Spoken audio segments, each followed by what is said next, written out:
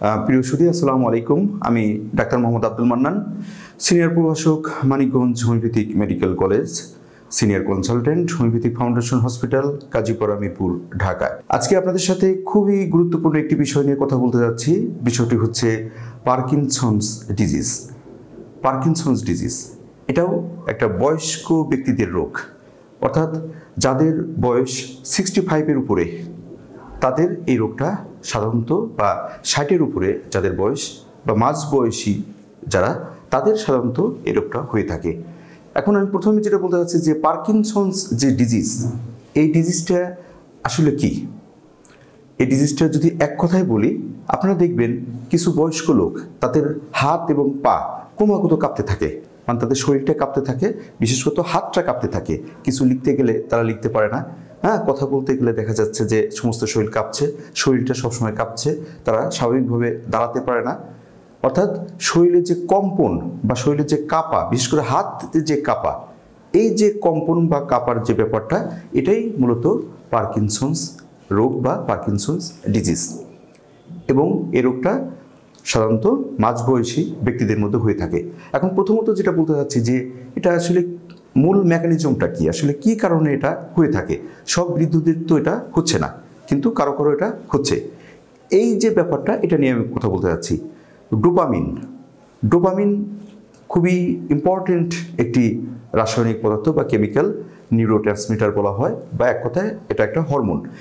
এই যে হরমোনটা বা কেমিক্যালটা আমাদের ব্রেন উৎপন্ন হয়, এবং ব্রেনে উৎপন্ন হয়ে এটা খুবই গুরুত্বপূর্ণ অনেকগুলো কাজ করে।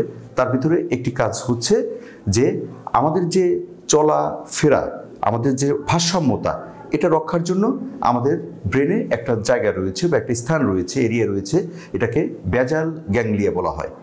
এই যে বেজাল গ্যাংলিয়া, এই বেজাল গ্যাংলিয়ার উপরে এই ডোপামিনের মারাত্মক প্রভাব রয়েছে। অর্থাৎ ডোপামিন যদি ঠিকমতো থাকে, তাহলে এই বেজাল গ্যাংলিয়া, অর্থাৎ আমাদের চলাচল করা, আমাদের সাম্য অবস্থা বজায় রাখা, আমাদের যে শরীরের গতি নিয়ন্ত্রণ করা, এগুলো কিন্তু এই বেজাল গ্যাংলিয়া করে থাকে। কিন্তু এই ডোপামিনের যদি কোনো কারণে ঘাটতি হয়, অর্থাৎ ব্রেনের মধ্যে এই ডোপামিন উৎপাদন যদি কমে যায় অথবা এর যদি ঘাটতি হয়, তাহলে কিন্তু এই বেজাল গ্যাংলিয়া নিষ্ক্রিয় হয়ে যায়, ঠিকমতো কাজ করতে পারে না। তখন এই ধরনের লোকের এই হাত পা সব সময় কম্পন কাঁপতে থাকে, তারা স্বাভাবিক কাজকর্ম করতে পারে না। এই যে ব্যাপারটা, এটাই এক কথায় পার্কিনসন্স ডিজিজ বা পার্কিনসন্স রোগ। এখন অন্যান্য কী কী কারণ থাকতে পারে? একটা বয়সের একটা ব্যাপার রয়েছে। এটা বললাম যে যাদের বয়স মোটামুটি 60-এর উপরে চলে গেছে, তাদেরই এই রোগটা বেশি হয়। পারিবারিক ইতিহাস দেখা যায় যে পরিবারে যদি এটা থাকে, তাদের কিন্তু এই পার্কিনসন্স রোগটা হতে পারে। তারপরে যদি লিঙ্গ বা সেক্সের কথা বলি, পুরুষদের এটা বেশি হয়, মহিলাদের তুলনায় পুরুষদের এটা বেশি হয়। তারপরে যারা বিষাক্ত পদার্থ, অর্থাৎ যে কীটনাশক ওষুধ নিয়ে কাজ করে বা কৃষক, তাদের এটা বেশি হতে পারে। যারা কেমিক্যাল কারখানায় কাজ করে, তাদের এই রোগটা বেশি হতে পারে। তারপরে যারা সবসময় বিষণ্ণতায় ভুগতে থাকে, পারিবারিক, সামাজিকভাবে বা যে কোনো কারণে যদি বিষণ্ণতায় ভুগতে থাকে, তাদের এই সমস্যাটা বেশি হতে পারে। ঔষধের অপব্যবহার বা ওষুধের একটা যে সাইড ইফেক্ট, তার কারণে এটা হতে পারে। এখন আমি বলতে চাচ্ছি যে এগুলো মূলত মূল কারণ। তারপরে যদি লক্ষণগুলো বলি, প্রধান লক্ষণ হচ্ছে কম্পন, অর্থাৎ হাত পা এগুলো কাঁপতে থাকবে। 2 নম্বর হচ্ছে তাদের শরীরের যে কোনো একটা অংশ, যে তাদের যে হাত বা পা, এই যে মাসেলগুলো রয়েছে, এগুলো কিন্তু খুব শক্ত হয়ে যায়, শক্ত হয়ে যায়। তাদের চলাচলের যে গতি, এটা কিন্তু আস্তে আস্তে ধীর গতি হয়ে যায়, অর্থাৎ তারা কিন্তু দ্রুত চলাফেরা করতে পারে না, তাদেরকে আস্তে আস্তে চলাফেরা করতে হয়। তারপরে আরেকটা যে জিনিসটা হচ্ছে ভারসাম্যতা। এ ধরনের লোকেরা কিন্তু নিজেদের ভারসাম্যতা রক্ষা করতে পারে না, অর্থাৎ হাঁটছে, হঠাৎ করে দেখা যাচ্ছে একদিকে কাঁথা পড়ে যাচ্ছে বা পিছনের দিকে পড়ে যাচ্ছে, অর্থাৎ নিজেদের ব্যালেন্সটা রাখতে পারে না। আপনারা কিছু বৃদ্ধ লোক দেখবেন, তারা হাঁটাচলা কিন্তু খুব ধীর গতিতে করে, অর্থাৎ হাঁটতে গেলেই দেখা যাচ্ছে পড়ে যাচ্ছে, হাঁটতে গেলে শরীরটা কাঁপছে, নিজেদের ব্যালেন্সটা রাখতে পারে না। তারপরে আর কি হয়, তাদের দাঁড়ালেই মাথা ঘুরতে থাকে, কথা বলতে সমস্যা হয়, গিলতে সমস্যা হয়, হতাশা, উদ্বেগ, উদাসীনতা এগুলো তাদেরকে পেয়ে বসে। পাশাপাশি কোষ্ঠকাঠিন্যের একটা ব্যাপার রয়েছে। এ ধরনের রোগীদের মধ্যে কনস্টিপেশন বা কোষ্ঠকাঠিন্যের ব্যাপারটা দেখা দেয়। এই গেল মোটামুটি এদের সিমটমসের ব্যাপারটা বা লক্ষণের ব্যাপারটা। এখন যদি আমি এদের কিছু জটিলতা, অর্থাৎ এই ধরনের লোকরা যারা এই ধরনের সমস্যায় ভুগছে, তাদের কিন্তু বেশ কিছু জটিলতা হয়ে যায়। শ্বাসরোধ, অর্থাৎ শ্বাসক্রিয়া অনেক সময় বন্ধ হয়ে যেতে পারে, তারপরে তারা নিউমোনিয়াতে ভুগতে পারে, অনেক সময় ব্যালেন্স যেহেতু রাখতে পারে না ওরা পড়ে যায়, হ্যাঁ, যখন তখন পড়ে যেয়ে ব্যথা করতে পারে, তাদের চিন্তা শক্তি, হ্যাঁ, যে ডিমেনশিয়া বলে বা যেটাকে আলঝেইমার রোগ বলে, এই ধরনের সমস্যা কিন্তু তাদের মধ্যে পেয়ে বসে।